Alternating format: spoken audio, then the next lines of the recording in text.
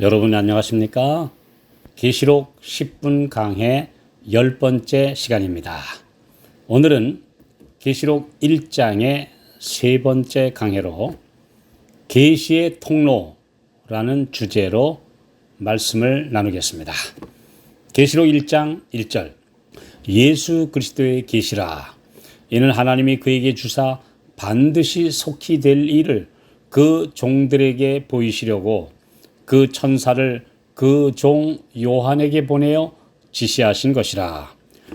하나님께로부터 오는 계시는 우리 모든 사람들에게 다음에 7단계의 매체 혹은 7 통로를 거쳐 전달됩니다. 하늘은 끊임없이 사람들에게 빛을 주고 계시며 이를 위해 활발한 네트워크와 통신망을 가지고 계십니다. 간혹 이런 7단계를 건너뛰어 말씀과 계시를 사람에게 직접 주시기도 합니다. 그러나 때로는 하나님의 종들로 자처하지만 영적인 시야와 통신이 막힌 인간 통로들 때문에 하늘의 교신이 원활하지 못한 경우가 많이 있습니다.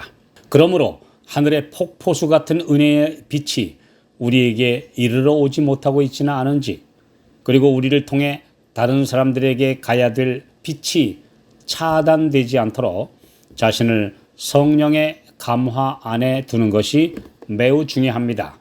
우리 모두는 받는 자와 주는 자가 되어야 합니다. 하나님께서 계시를 주시는 7단계가 계시록 1장 1절과 4절에 묘사되어 있습니다. 첫째, 이는 아버지 하나님이 모든 진리와 빛의 근원이신 하나님이 계시의 근원이시라고 말씀합니다. 두 번째 단계, 곧 예수 그리스도에게 주사. 예수님은 요한복음 1장 1절 하나님의 말씀이십니다. 예수님은 요한복음 14장 8절 나를 본 자는 아버지를 보았거늘 어찌하여 아버지를 보이라 하느냐고 말씀하셨습니다. 그분은 나타나신 하나님이십니다. 삼위 하나님의 속성과 사역은 측량할 수 없는 신비입니다. 디모데전서 2장 5절 하나님과 사람 사이에 중보도 한 분이시니 곧 사람이신 그리스도 예수라. 그러므로 예수 그리스도를 통하지 않고는 아무도 하나님과 교통할 수 없습니다. 요한복음 14장 6절에서도 그분은 나로 말미암지 않고는 아버지께로 올 자가 없느니라고 말씀하셨습니다. 신성과 인성을 소유하신 분만이 연결하실 수 있기 때문입니다. 세 번째 통로, 계시록 1장 4절 그 보좌 앞에 7 영, 계시록 5장 6절 온 땅에 보내심을 받은 하나님의 7 영, 그리고 말라기 2장 15절에 보면 성령은 충만한 영이시며 하늘로서 오는 모든 교통과 통신 그리고 감화의 주체이심을 이렇게 7 영으로 표현하고 있습니다. 디모데후서 3장 16절 모든 성경은 하나님의 감동으로 된 것, 즉 성령을 통해 인간 필자들에게 기록하도록 하신 것이므로 이 말씀을 깨닫는 것 또한 고린도후서 13장 13절 성령의 교통하심 없이는 사람들에게 전달될 수 없습니다. 삼위 하나님은 완전한 혼연일체로 이 땅에 구속 사업을 하고 계십니다. 우리는 신성의 본질을 이해하기에는 너무도 낮은 차원의 피조물에 불과합니다. 또 지성과 영성에서 한없이 낮은 수준에 머물고 있을 뿐입니다.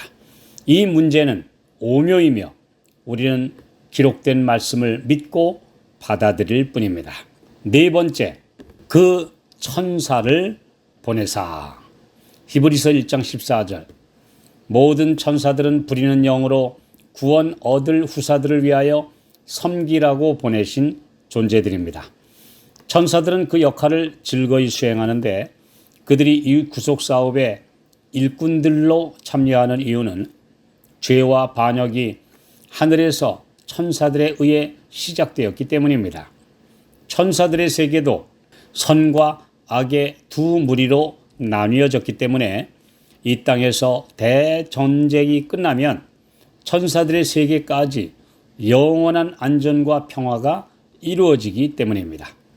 그래서 옛 이스라엘 성소의 지성소 안에 하나님의 율법이 들어있는 법궤 위에 두 그룹 천사가 마주보고 경건하게 지키고 있는 모양을 만든 것은 그들의 지극한 관심과 존경, 그리고 그들이 하는 역할을 상징한 것입니다. 다니엘에게 계시를 전달했고 사가랴와 마리아에게 하늘의 소식을 전한 가브리엘 천사가 요한에게도 전달했을 것입니다. 가브리엘은 그 천사 또는 계시의 천사라고 불리우고 있습니다. 다섯 번째, 그 종 요한에게 보내사. 사도 요한은 하늘 계시의 기자로 그가 보고 들은 내용을 사람의 말과 글로 표현했습니다. 예수께서 지상에 계실 동안 가장 가까이 따르며 사랑받는 제자였던 그 사도는 그분의 계시의 통역자가 되기에 가장 적합한 인물이었습니다. 계시록에서 그가 때로는 후일에 있을 교회와 성도들을 대표하여 하늘에서 주시는 사명을 받는 장면도 연출합니다. 여섯 번째, 그 종들에게 보이시려고. 이 계시는 교회들에게 보낸 서신입니다. 그 시대에 존재했던 7 교회를 포함해 모든 시대 신실한 주의 일꾼들에게 주신 것입니다. 마지막 시대 이 복음을 위탁받은 주의 일꾼들이 곧 남은 자손이요 복음과 계시의 통로입니다. 먼저 이 진리를 받고 계시록을 깨달은 모든 분들이 바로 여섯 번째 통로가 됩니다. 그들을 통해 온 세상 모든 사람에게 빛이 전해집니다. 일곱 번째로 마지막 대상은 요한 계시록 14장 6절. 여러 나라와 족속과 방언과 백성들에게 전할 영원한 복음, 곧 교회를 통해 온 세상에 전할 메시지가 이 계시에 기록되어 있습니다. 이 사명을 다하고 있는 교회가 이 땅에 있는 주님의 통로입니다. 이 교회는 참된 진리를 가진 성도들을 가리키며 구약과 신약의 교회 공동체의 맥을 잇는 유형, 무형의 유일한 교회입니다. 마태복음 24장 14절. 이 천국 복음이 모든 민족에게 증거되기 위하여 온 세상에 전파되리니 그제야 끝이 오리라. 온 지구가 선교지이며 모든 사람이 다 평등한 하나님의 자녀들입니다. 하나님의 자녀들로서 우리는 지역적, 민족적 편견을 가져서는 안 됩니다. 신약시대의 교회 공동체는 이스라엘 백성이 가졌던 민족적 우월감이나 유대인들의 선민 사상 같은 잘못된 개념을 가져서는 안 됩니다. 특히 우리나라에만 한정해 특별한 복과 부르심을 주셨다는 주장을 하는 단체들은 기본적으로 성경 원칙에서 빗나간 이설입니다. 이런 주장을 하는 종교단체가 오래전부터 끊이지 않고 계속해서 생겨나 활동하고 있습니다.